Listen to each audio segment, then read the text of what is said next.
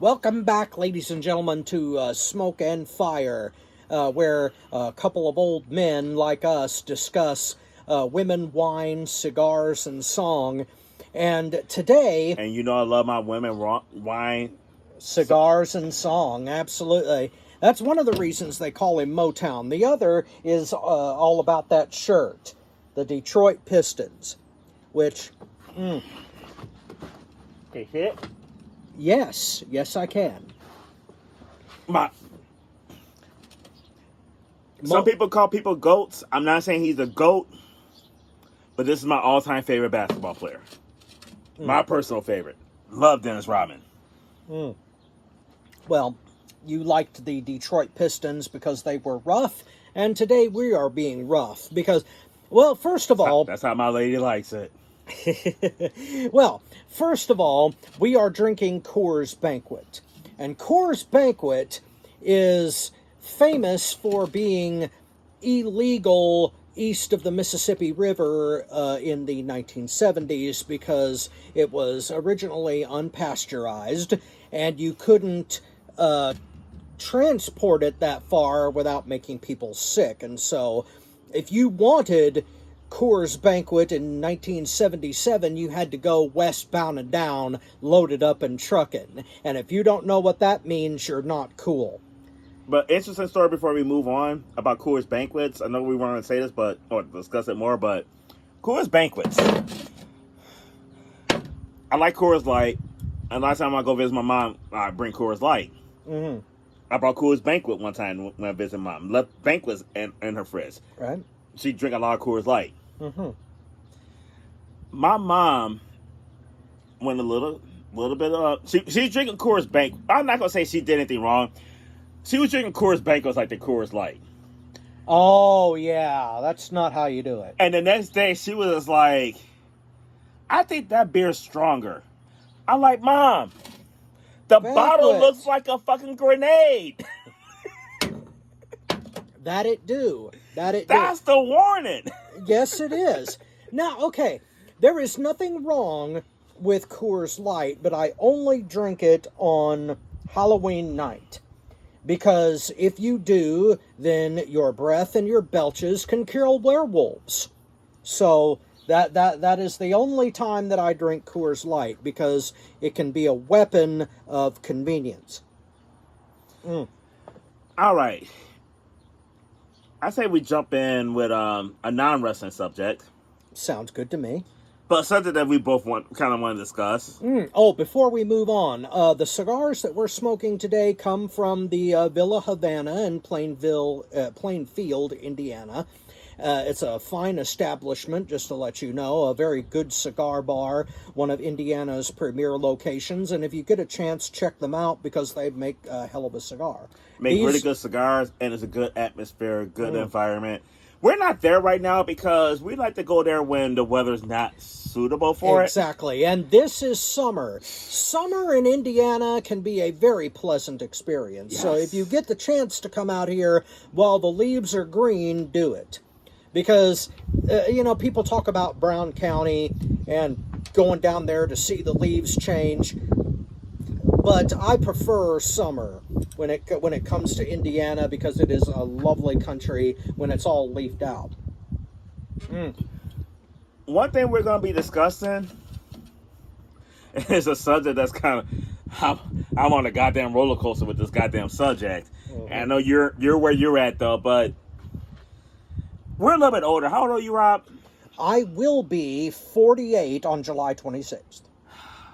We used to call him the baby, but I'll be 42 August 6th. Nothing wrong with that. Wait. Let me rephrase that. Let me cover this up. I'll be 42 August 6th. We are both Leos. And Leos have a very distinct personality when it comes to outgoing type of thing. Mama Motown Leo, too. She's a 24. That's probably why she loves you so much. My great-grandmother, Hester Walls, was also a Leo. So it runs... And my family, we got all kind of Leos. My mom was a 24th. Mm-hmm. This is kind of funny. It's a little off subject, though, but my mom and dad married each other twice. So they're like each other first and second. Right. My mom remarried. My dad remarried. But my dad got his wife pregnant. And guess when she gave birth to her daughter? My beautiful sister, Prissy. July 24th, the same day as my mom's birthday. And that old man, I remember it because like I was like 8, 9 years old at the time. When she went into labor, my father literally said, "Oh God, any day but today." Hey. Oh my God. Well, you see, I just recently found information on my biological grandfather, George Coleman. And as it turns out, my half uncle retired a year ago, and that's why he found me.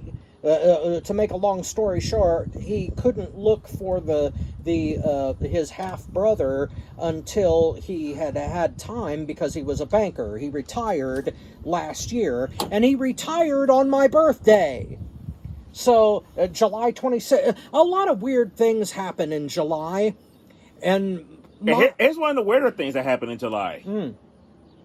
This is my boy, my brother from another mother, but my other brother from another mother, Sean Cooper, was born on the same day as you. Well, not exact same. Well, what year were you born? I was born 1977.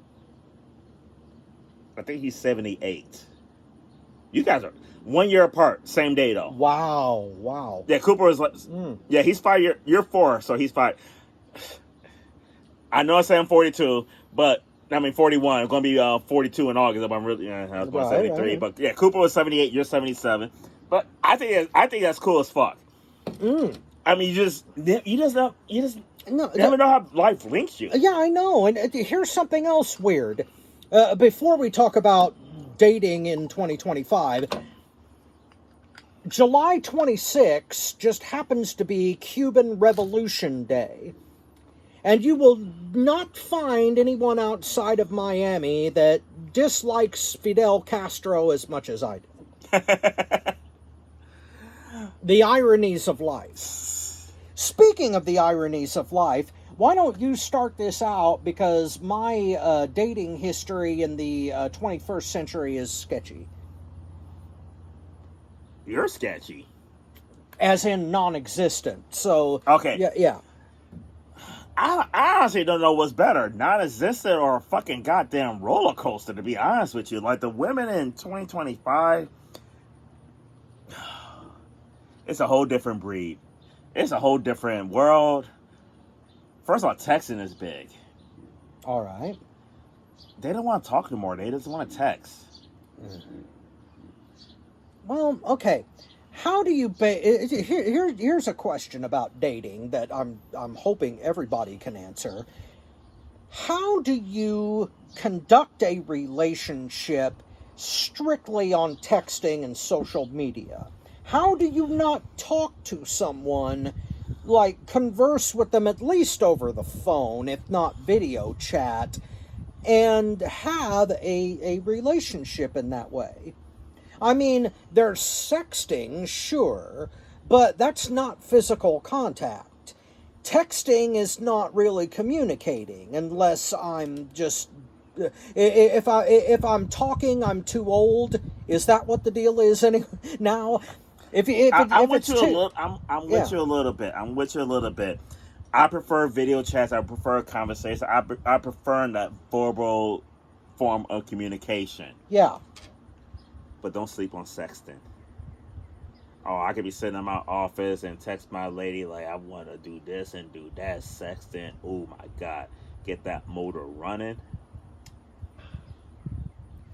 Perverted poetry. It is. Yeah. It really is. Okay. We're reverting back to the Canterbury Tales.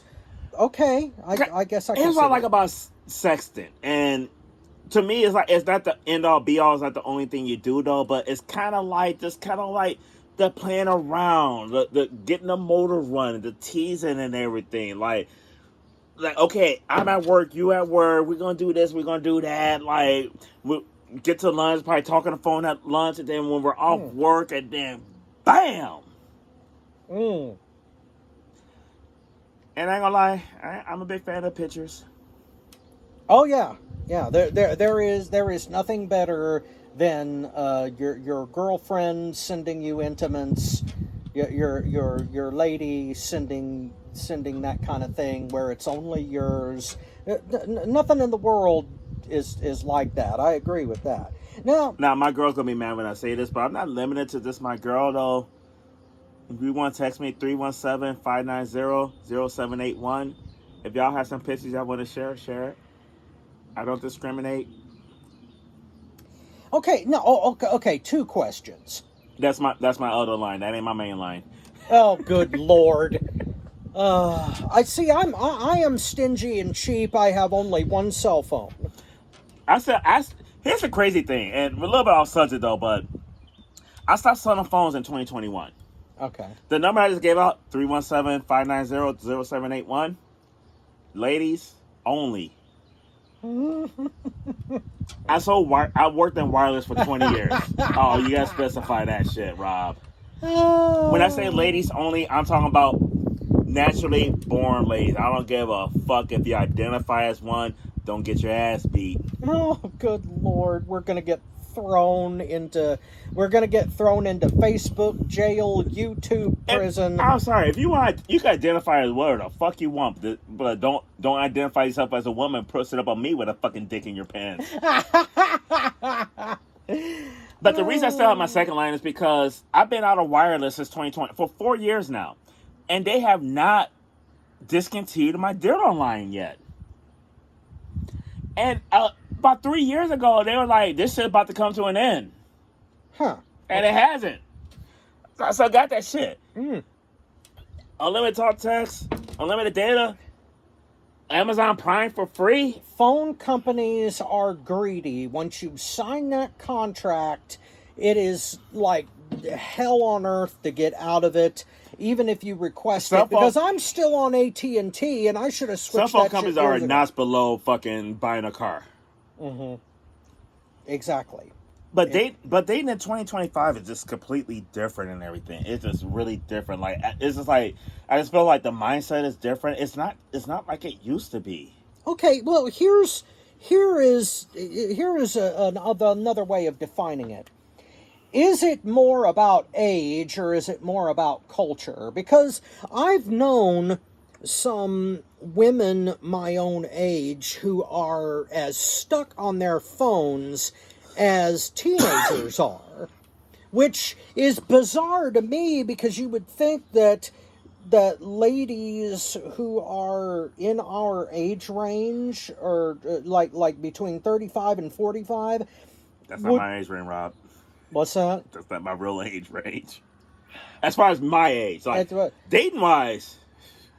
Well, I'm getting on the cusp of that. But my point is that it's not just teenagers and 20-somethings who always have their face in their phone.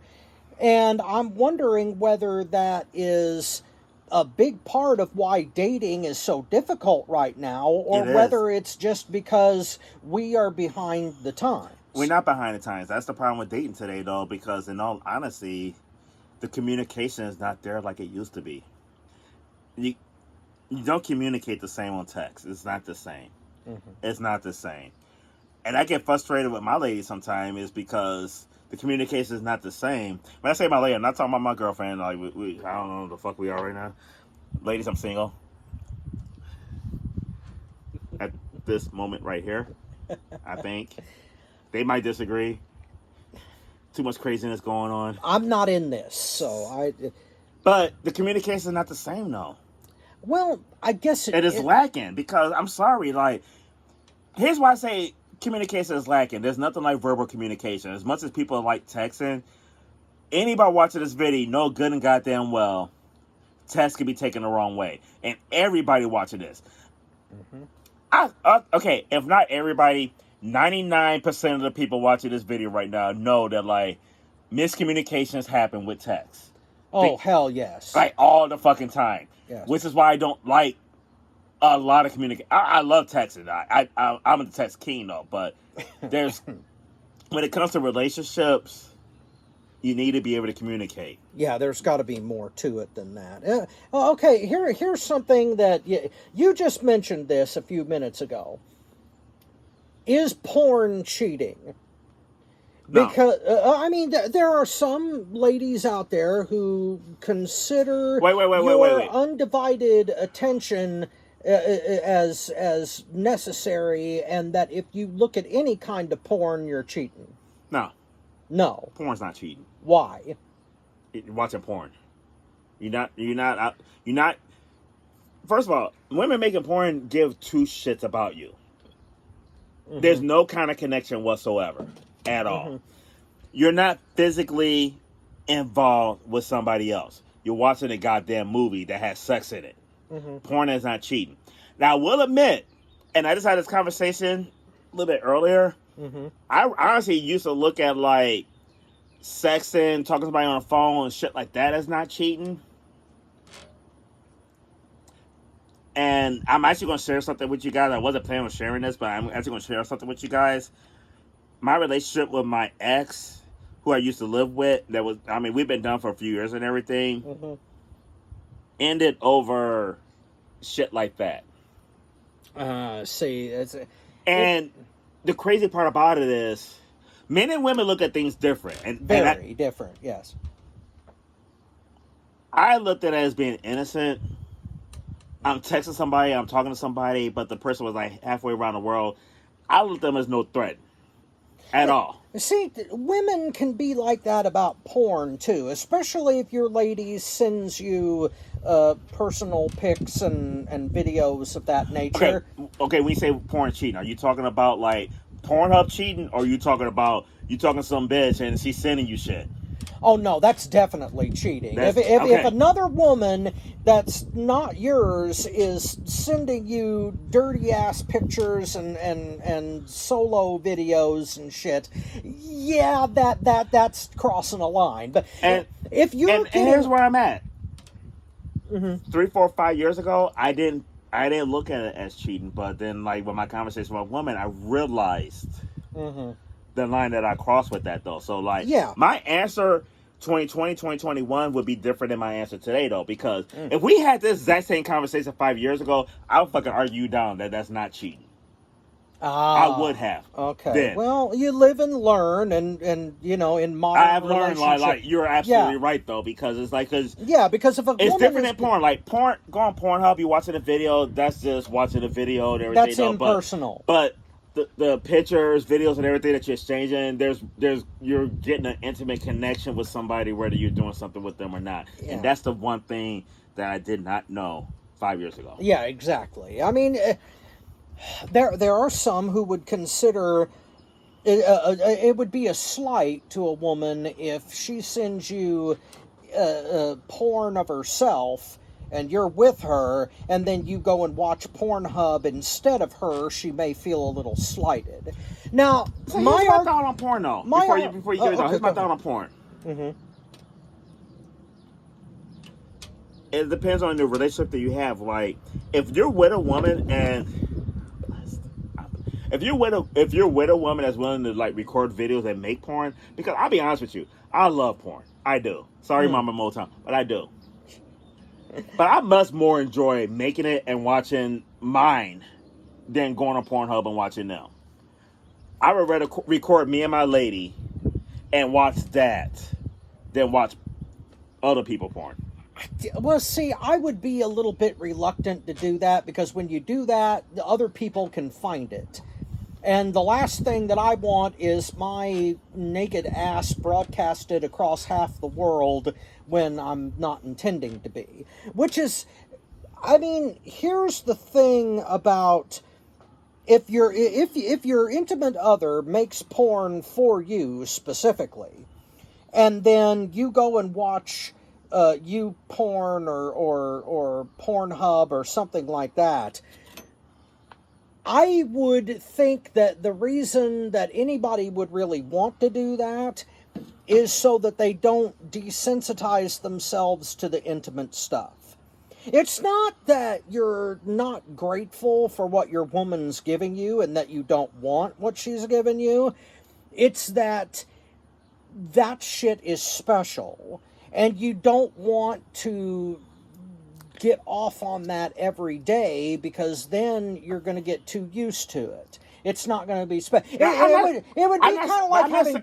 I'm not saying it's a daily thing though. But see, here's the thing, and I get what you're saying though. You don't want to get it out, It and would like having. and hopefully when you're doing it is with somebody that like, you know, they're not going to do it. And my mindset is, it's different for men and women. If I'm the only one to have it, and she's the only one to have it, women are not going to leak that shit.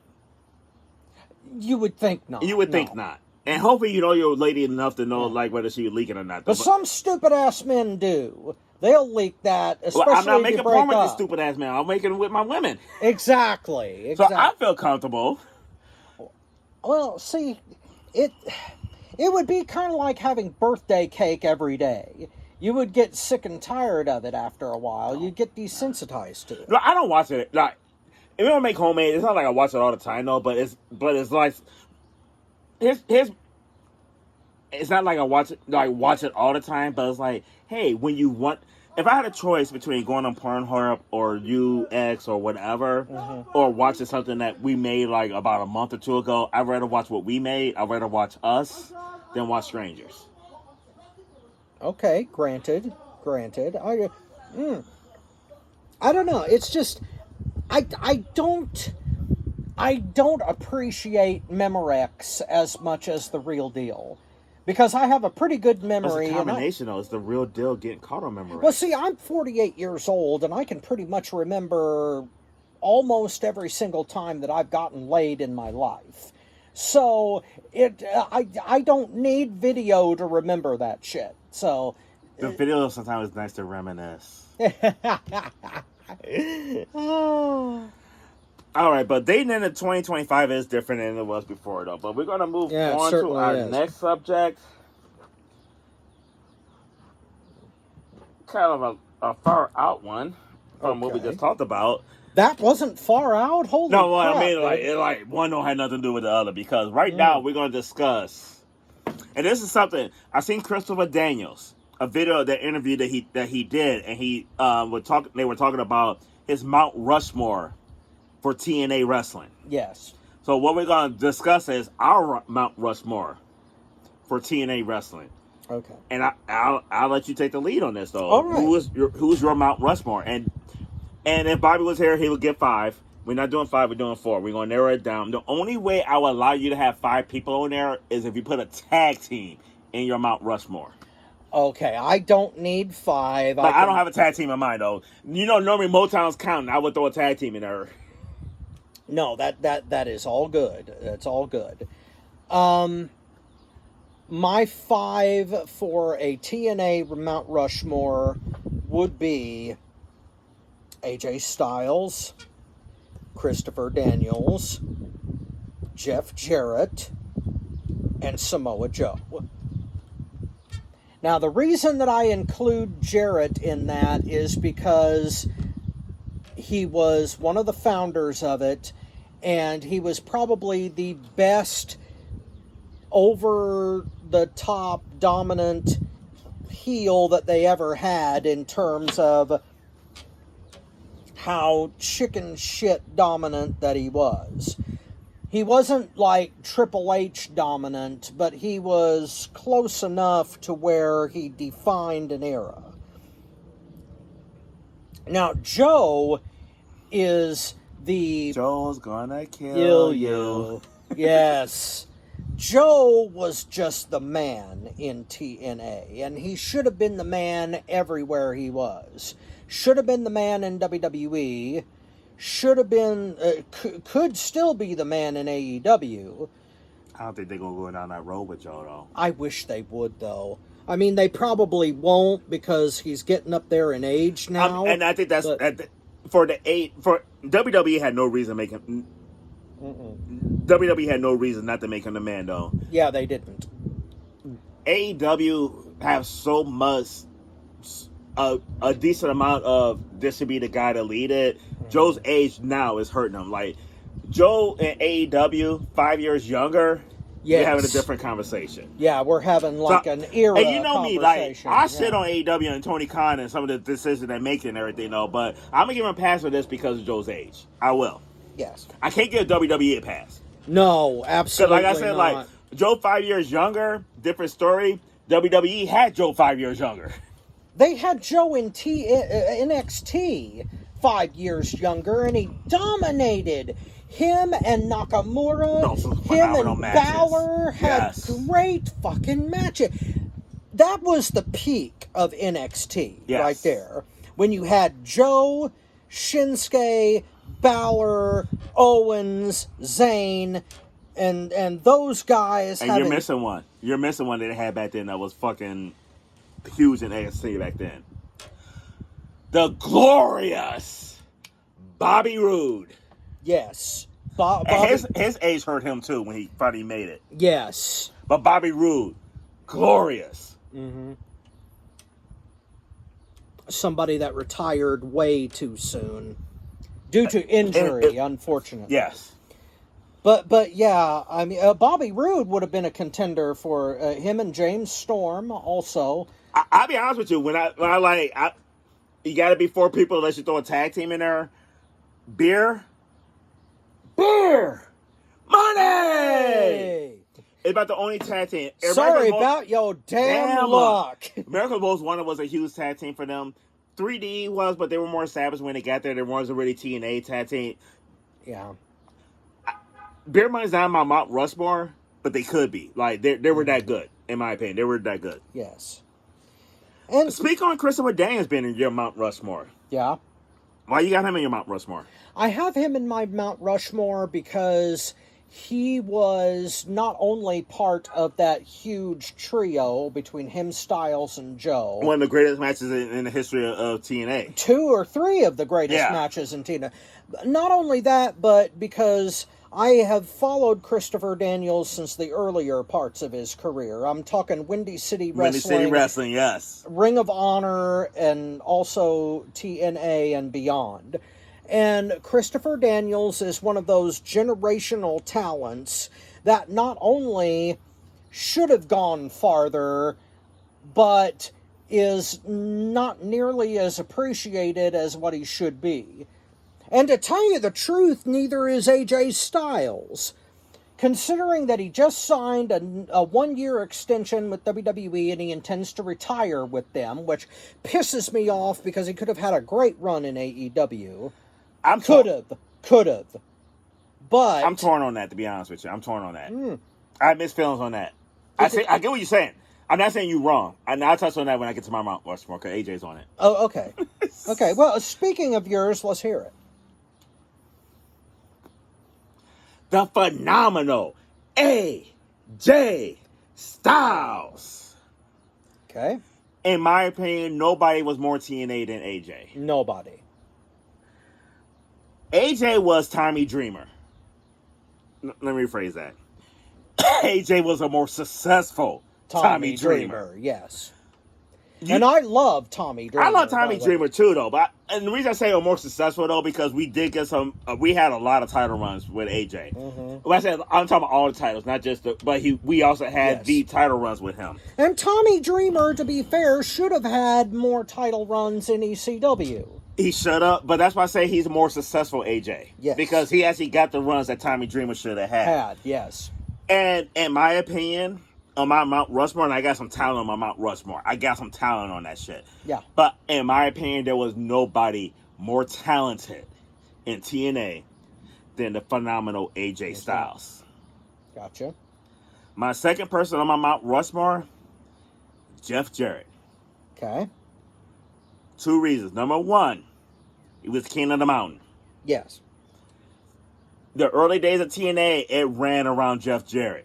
Yes. He was he put. I'm sorry. I don't care what you're gonna say about anybody else. In the early days of TNA and the success that TNA had, it was because of Jeff Jarrett. Yes. And this is coming from a guy who don't really like Jeff Jarrett. To be honest with you, I am not a Jeff Jarrett fan. I used to not be a Jeff Jarrett fan. I can live with him now. It's just back then I hated him. I didn't like him before TNA, and I didn't like him in TNA.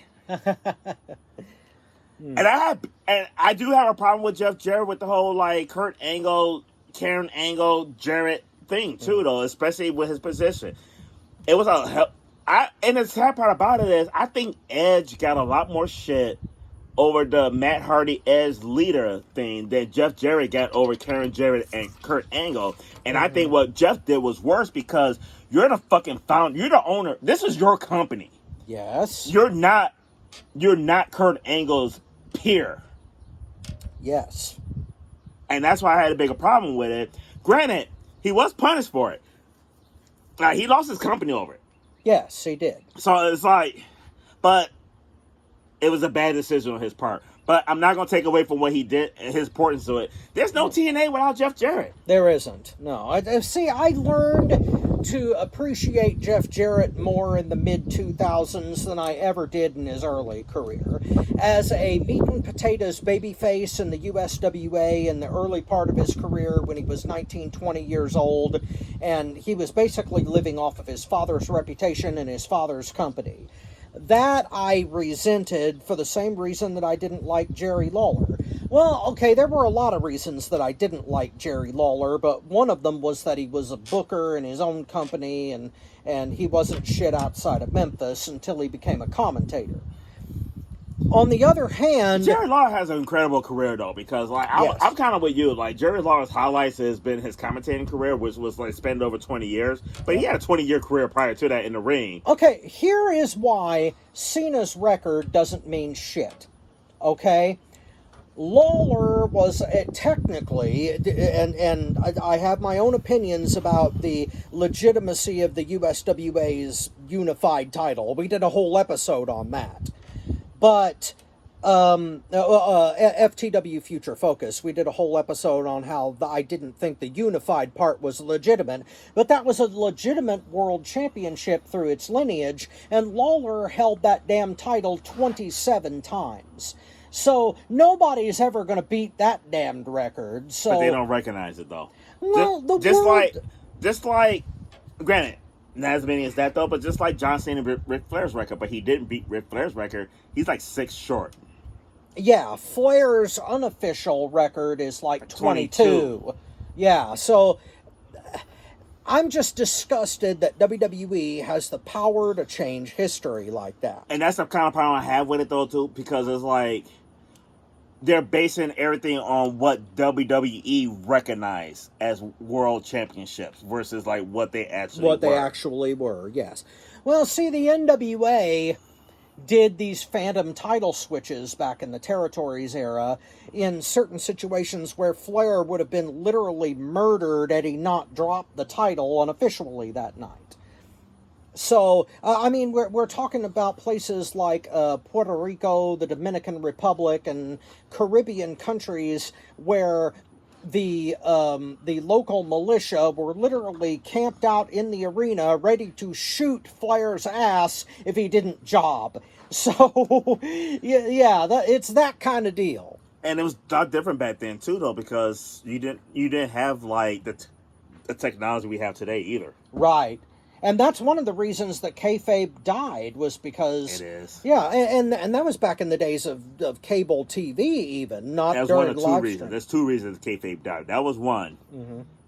You know what the other one was, right? Vince McMahon. Kennedy McMahon, yes. Number 3 on my Rock Rushmore, though. Joe's gonna kill you. Joe's gonna kill you. Yeah. Yeah.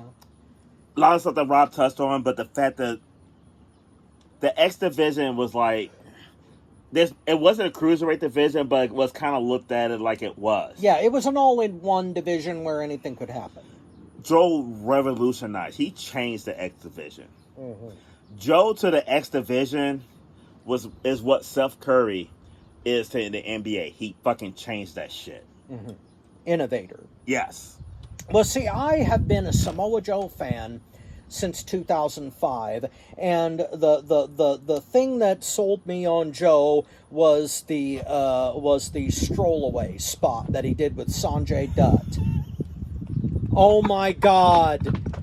Not, I have never seen anything that was both badass, hilarious, and was all that completely logical at the was all same that fucking shit. time. It was all that shit. Usually on that kind of spot, somebody just stands there and takes the reverse high cross. But Joe just went, yeah, walked away from it and let Sanjay go splat.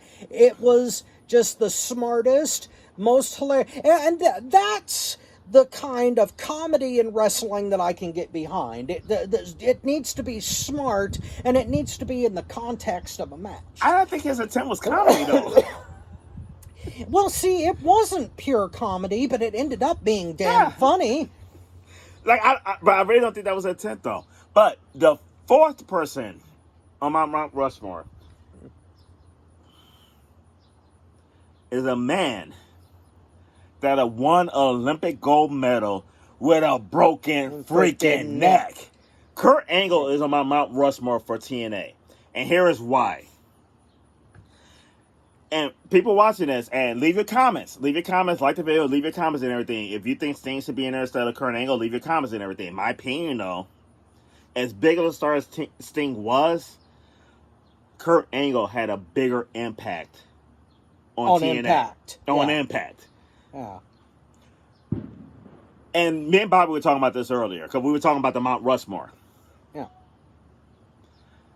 Kurt Angle is a genetic freak, in all honesty. Like, Scott Steiner say he's a genetic freak. I'm sorry, no, Kurt Angle is. The things that motherfucker do, Kurt is the complete package. Mm-hmm. We don't mention Kurt enough in the GOAT discussion. That's true. That's very true.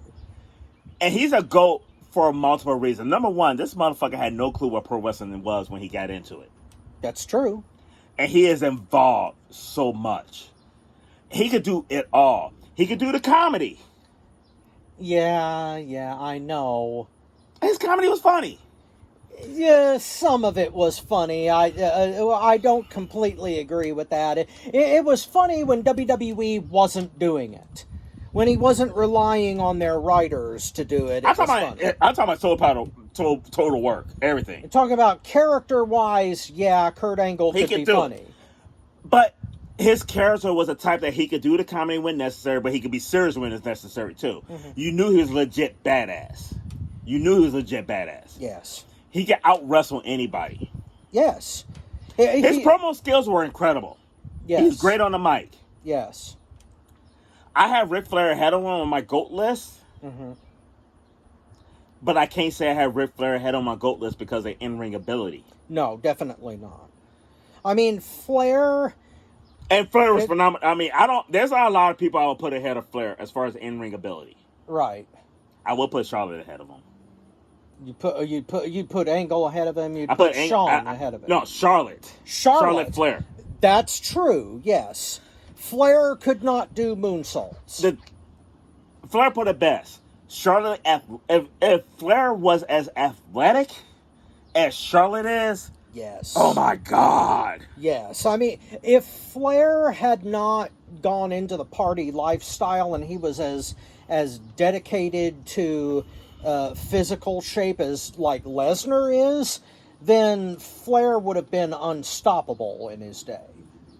But as it turns out, he liked to drink and smoke a little bit too much. Well, not necessarily smoke. It was all drinking. Yeah, it was all drinking. It was all womanizing. And Flair had a party lifestyle that frankly held him back. But it's amazing that it held him back. But part of the reason why Flair is ahead of Kurt Angle as a GOAT is that believability. Well, yes, he lived his gimmick. Like when you, and we can get into a Hogan Flair discussion as far as because those were two biggest stars in the '80s. Yes, and as much as I hate Hogan, part of the trilogy, the '80s trilogy of wrestlers is Hogan, Flair, and Piper. Everybody else contributed very much so as well, but the guys who drew the most, who brought the most attention and made the most money were Piper, Hogan, and Flair. But what separate Hogan from Flair, and I know you love Hogan, especially back then. Yes, back then. Yes. Flair was more believable. And the reason why Flair was more believable than Hogan is because there was no lies detected in anything that motherfucker said. Well, see, we've had this discussion before, and the thing is, I have always loved baby faces more than heels. I am a Dusty Rhodes, Tommy Rich, Hulk Hogan, and no, I get that, but I just talk about the Kerry Von Erich I'm talking kind about of the guy. authenticity of their promo. Yes, you knew that when Flair was talking about the women he screwed and the planes he flew on, that he was telling the truth. And Hogan He was came a off as straight fake. up. Sometimes, yes. Hogan was saying what Hogan did a promo to cater to the audience. He gonna say what they want to hear. Yes. Flair didn't give a fuck what you want to hear. Flair gave it to you. We didn't get authentic Hulk Hogan until we had Hollywood. That's true. However, and I will make this argument. Before 1987, when Hogan did a promo, they were not all static. Before 1987, he didn't end every damn promo with "What you gonna do, brother?" He was more diverse than that. Before 1987, before WrestleMania 3, Hulk Hogan cut very unique and distinct promos. And they were still Hulk Hogan style, yes, but they were different. After 1987, they became more stereotypical. And he ended every damn promo the same damn way. Say your prayers. Eat your vitamins. Eat your steroids. Well, see, I've explained it before. The allure of Hulk Hogan, the iconic... Hogan wasn't fucking genius, though. I'm sorry, though. Hogan wouldn't have been Hogan. We shit on Vince McMahon a lot. We do. But Vince McMahon back in the 80s and 90s was a goddamn genius. He came up with an innovative way... The parallels between Vince McMahon and P.T. Barnum are extraordinary in that they were in different businesses, but they had the same mentality. Whatever sells and whatever gets people's attention is what you go with. And that wasn't necessarily how wrestling promoters in the territory era thought of things, and that is why Vince won. Because he was more about presentation than substance.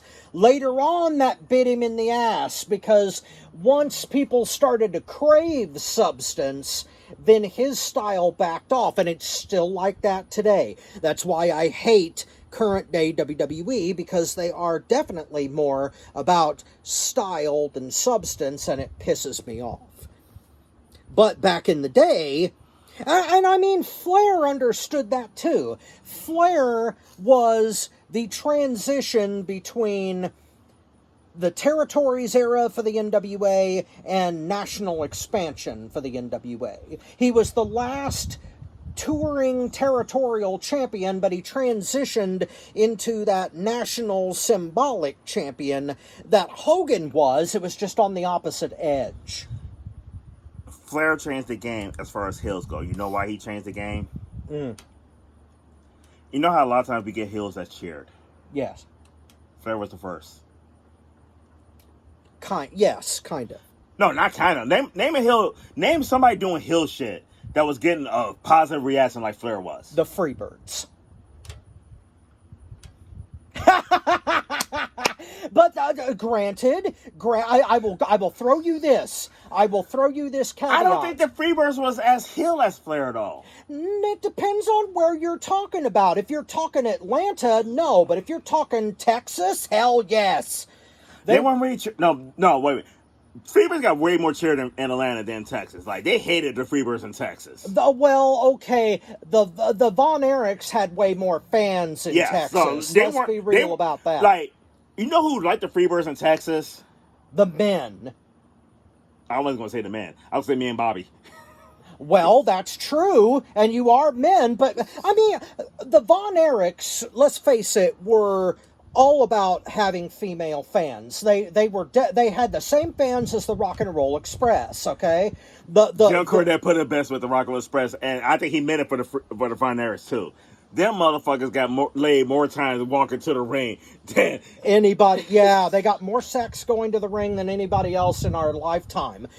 But I mean, go back and listen to this Mid-South match that I found on YouTube is one of my essential matches for non-wrestling fans to watch, between the Rock and Roll Express and the Midnight Express in Mid-South in Houston. It's a building of about 3,000 or 4,000 people, and it sounds like 12,000 because of how loud the female fans were, and it was the same for the Von Erichs.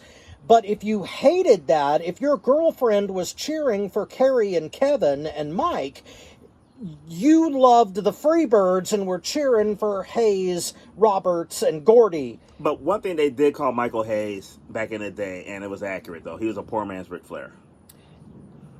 He was a redneck Ric Flair. Yes. Yes.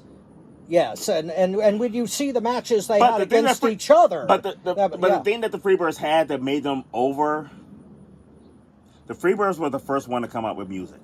Yes. That got them over. Yes. Music gets you over. And then when Michael, like, Freebird, I remember back in the 90s, I had Freebird on a cassette. Like, I love that song. Bad Street, Atlanta, GA, yeah. Bad Street, when Michael Hayes did Bad Street USA, God, I was talking about the original Freebird song. This is the Leonard Skinner Freebird song. Yeah, when they came down to the ring to the fast part of Freebird. Yeah, oh hell but yeah. But he changed the game when he did Bad Street. You couldn't hate that. No, you couldn't. You couldn't. And at that time, the only person that was really hated in the Freebirds was Buddy Roberts. Buddy Roberts was the worker. He was the worker.